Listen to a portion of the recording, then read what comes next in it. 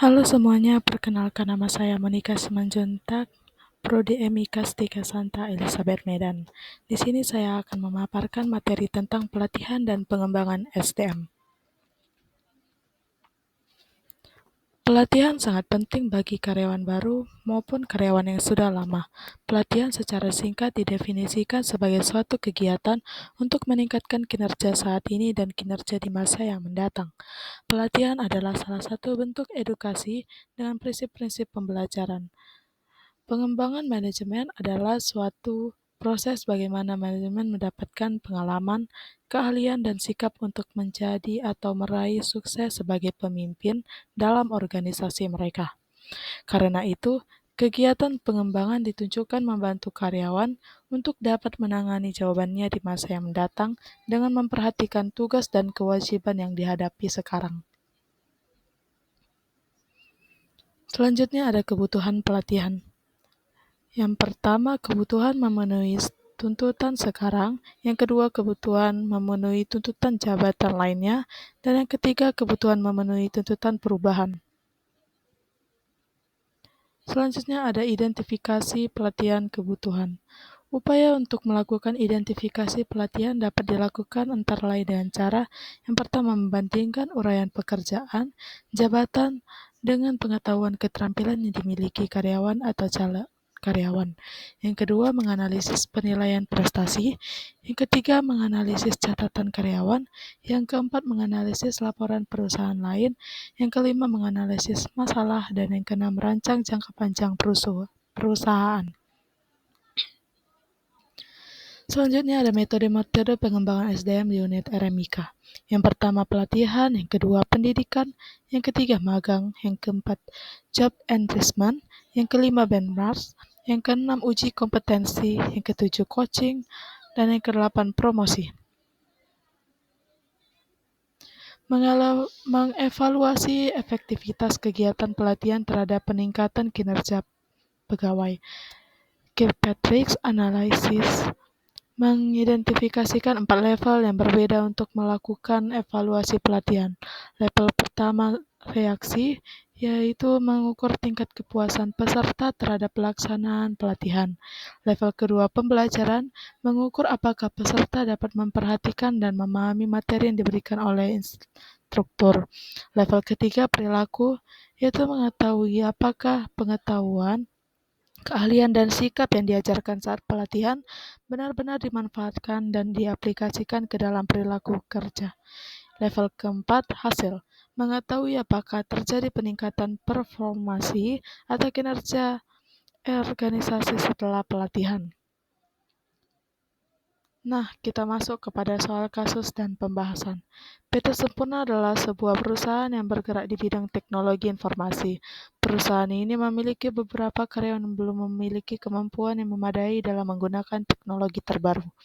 Oleh karena itu, perusahaan ingin mengadakan pelatihan untuk meningkatkan kemampuan karyawan dalam menggunakan teknologi terbaru.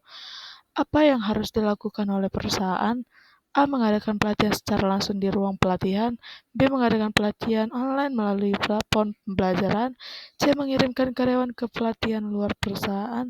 D. Mengadakan pelatihan di luar jam kerja. Dan yang ke-E, tidak mengadakan pelatihan karena biaya yang mahal. Nah, jawabannya adalah B. Mengadakan pelatihan online melalui platform pembelajaran.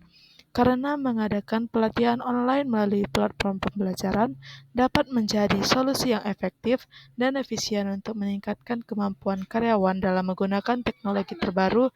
Dengan demikian, karyawan dapat belajar secara fleksibel dan tidak mengganggu jam kerja.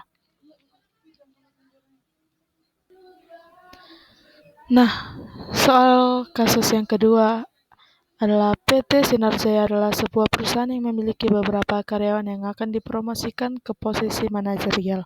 Namun perusahaan ingin memastikan bahwa karyawan tersebut memiliki kemampuan yang memadai untuk mengembang tugas dan tugas tanggung jawab baru. Apa yang harus dilakukan oleh perusahaan untuk mengetahui kebutuhan pelatihan karyawan tersebut? A. Mengadakan pelatihan kepemimpinan untuk semua karyawan. B. Melakukan asesmen center untuk mengetahui kemampuan karyawan. C. Mengadakan wawancara dengan atasan langsung untuk mengetahui kebutuhan karyawan. D. Melakukan analisis kebutuhan pelatihan untuk mengetahui kebutuhan spesifik karyawan. Dan yang ke E. Tidak melakukan apa-apa karena karyawan tersebut sudah memiliki kemampuan yang memadai. Nah, jawabannya adalah D. Melakukan analisis kebutuhan pelatihan untuk mengetahui kebutuhan spesifik karyawan. Karena melakukan analisis kebutuhan pelatihan dapat membantu perusahaan mengetahui kebutuhan spesifik karyawan yang akan dipromosikan ke posisi manajerial. Dengan demikian, perusahaan dapat mengadakan pelatihan yang tepat dan efektif untuk meningkatkan kemampuan karyawan. Nah, sekian materi pertama yang telah saya paparkan. Kita lanjut kepada materi yang kedua, yaitu pelatihan dan pengembangan SDM, simulasi pelaksanaan pelatihan singkat atau mini training. Pelatihan atau training adalah sebuah proses pembelajaran jangka pendek menggunakan prosedur sistematis dan terorganisir, di mana karyawan mempelajari pengetahuan dan keterampilan untuk meningkatkan kapabilitas mereka dalam membantu pencapaian tujuan-tujuan operasional. Sedangkan pengembangan adalah upaya untuk meningkatkan kemampuan teknis, teoritis, konseptual, dan moral karyawan sesuai dengan kebutuhan pekerjaan atau jabatan melalui pendidikan dan pelatihan. Beberapa tujuan pelatihan dan pengembangan SDM dalam sebuah organisasi. Yang pertama, mengurangi gap atau perbedaan kinerja yang ada antara hasil yang diinginkan dengan apa yang dicapai oleh pegawai sebagai akibat ketidakmampuan pegawai untuk mencapai standar yang ditetapkan. Yang kedua, terkait dengan pengembangan teknologi, pelatihan dan pengembangan membuat pegawai lebih produktif dan lebih adaptif. Yang ketiga, meningkatkan komitmen dan persepsi pegawai terhadap organisasi. Faktor penyebab diperlakukannya pelatihan. Yang pertama, untuk meningkatkan kualitas pegawai yang ada. Yang kedua, menghadapi adanya persaingan global. Yang ketiga, terjadinya perubahan yang cepat dibanding ilmu pengetahuan dan teknologi. Menyusun bahan ajar dan media pelatihan. Dalam pengembangan teknologi yang semakin maju, media dan bahan ajar tentunya menjadi hal yang sangat dibutuhkan dalam proses penyampaian sebuah materi yang akan diberikan kepada pelajaran. Media dan bahan ajar juga mempermudah guru atau pendidik dalam melakukan proses belajar mengajar. Dengan adanya hal itu, maka dalam perancangan sebuah media dan bahan ajar harus ditinjau secara keefektifitannya dalam pembelajaran. Selanjutnya ada prinsip umum dalam pelatihan. Yang pertama, perbedaan individu atau individual difference. Yang kedua, keterkaitan dengan analisis jabatan. Yang ketiga, motivasi atau motivation. Yang keempat, partisipasi aktif atau active participation. Yang kelima, seleksi peserta latihan. Yang keenam, pemilihan pelatih. Yang ketujuh, pelatihan bagi pelatih. Yang kedelapan, metode training. Dan yang kesembilan, pelatihan pembelajaran. Nah, ada 7 langkah dalam proses pelatihan, yaitu langkah pertama adalah melakukan penilaian kebutuhan yang diperlukan untuk mengidentifikasi apakah pelatihan diperlukan. Langkah kedua adalah untuk memastikan bahwa karyawan memiliki motivasi dan keterampilan dasar yang diperlukan untuk menguasai konten pelatihan.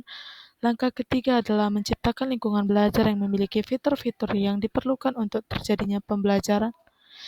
Langkah keempat adalah memastikan bahwa peserta pelatihan menerapkan konten pelatihan pada pekerjaan mereka. Langkah kelima adalah mengembangkan rencana evaluasi. Langkah keenam adalah memilih metode pelatihan berdasarkan tujuan pembelajaran dan lingkungan belajar. Langkah ketujuh adalah mengevaluasi program dan membuat perubahan di dalamnya atau meninjau kembali tujuan pembelajaran lainnya. Nah, di sini adalah soal kasus dan pembahasannya. PT Jayabadi adalah sebuah perusahaan yang ingin mengadakan pelatihan untuk meningkatkan kemampuan karyawan dalam menggunakan software baru. Perusahaan ini mensimulasikan pelaksanaan pelatihan yang efektif dan efisien. Apa yang harus dilakukan oleh perusahaan? A. Mengadakan pelatihan secara langsung di ruang pelatihan. B. Menggunakan metode pembelajaran online untuk pelatihan. C. Menggunakan studi kasus dan simulasi untuk pelatihan. D. Mengundang trainer luar untuk mengadakan pelatihan.